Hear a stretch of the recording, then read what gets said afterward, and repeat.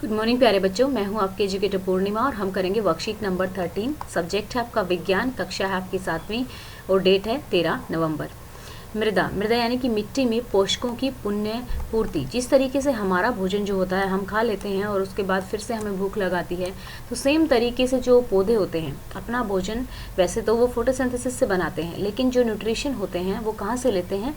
वो मिट्टी से अपना जो न्यूट्रिशन है वो प्राप्त करते हैं। लेकिन मिट्टी में भी तो वो कहीं से आता होगा ना, मिट्टी में भी वो ख़त्म हो जाता है। तो इसी तरीके से राधिका जब अपने निकट के गांव में जा रही होती है घूमने के लिए, तो देखती है किसान जो है वो खाद फैला रहा है। उसने बगीचे में भी माली को ऐसे ही करते हुए देखा, जहाँ लोन और गमलों में खाद का उपयोग कर रहे थे।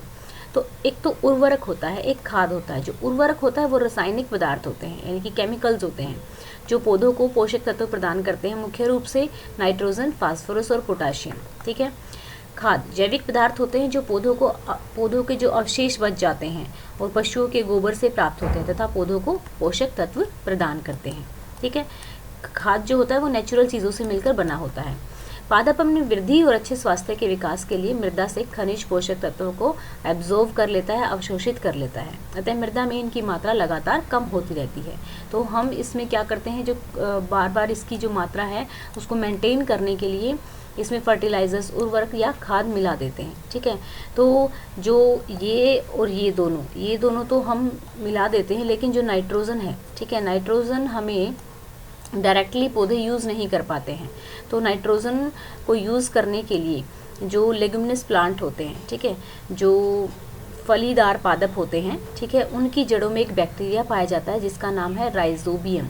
ठीक है। ये बैक्टीरिया क्या करता है, जो एटमॉस्फेयर में नाइट्रोजन है, जैसा कि आपको पता है कि हमारे एटमॉस्फेयर में 78% नाइट्रोजन है एंड 21% हमारी ऑक्सीजन है। तो 78% नाइट्रोजन जो होती है वो पौधे डायरेक्टली यूज़ नहीं कर सकते हैं, तो उनको हेल्प लेनी पड़ती है राइजोबियम बैक्टीरिया की। राइजोबियम बैक्टीरिया जो है वो जो नाइट्रोजन होती है इनमें फिक्स कर देता है। ठीक है। उसको दूसरी फॉर्म में कन्वर्ट कर देता है, जिससे कि पौधे उसको यूज़ कर लेते हैं।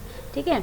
अब बैक्टीरिया को क्या फ़ायदा मिलता है? बैक्टीरिया जो है अपना भोजन खुद नहीं बना सकता, तो इसलिए इनको फलीदार पौधों की जड़ों में रहना पड़ता है। तो इसी तरीके से यह एक सहजीवी संबंध हो गया। क्यों? क्योंकि दोनों एक दूसरे से लाभ उठा रहे हैं। जब दो जीव एक दूसरे से लाभ उठाएं, दो जीवों का मध्य संबंध जिसमें दोनों जीव आवास और पोषण के लिए परस्पर लाभवंती होते रहते हैं, जिनको प्रॉफिट होता रहता है दोनों को, तो वह सहजीवी संबंध कहलाता है। तो चलिए अब क्वेश्चंस कर लेते हैं इसके। तो देखिए यहाँ पे उर्वरक और खाद में एक अंतर लिखना था। उर्वरक रासायनिक पदार्थ है, खाद हमारी जैविक पदार्थ है। इस तरीके से आप यहाँ पे इस तरीके से लाइन लगा के टेबल बना लेंगे। ठीक है। नेक्स्ट है आपका पादप के लिए 3 मुख्य पोषक तत्व कौन से हैं? Nitrogen, potassium and phosphorus. सहजीवी संबंध से आप क्या समझते हैं? दो जीवों के बीच का संबंध जिसमें दोनों जीव आवास और पोषण के लिए परस्पर लाभान्वित होते हैं, उसको सहजीवी संबंध कहते हैं। ठीक है। पौधों को उर्वरक और खाद की आवश्यकता क्यों होती है? पौधों को अपनी वृद्धि और स्वस्थ विकास के लिए उर्वरकों और खाद की आवश्यकता होती है। तो देखिए बहुत आसान सी एक लाइन के आंसर हैं, तो साथ के साथ याद कर लीजिएगा। आज की वीडियो के लाइक का टारगेट हम रख लेते हैं 500 लाइक्स, और दिवाली तक हम चाहते हैं, वैसे हैप्पी छोटी दिवाली आज है ही। Thank you, have a nice day, may God bless you.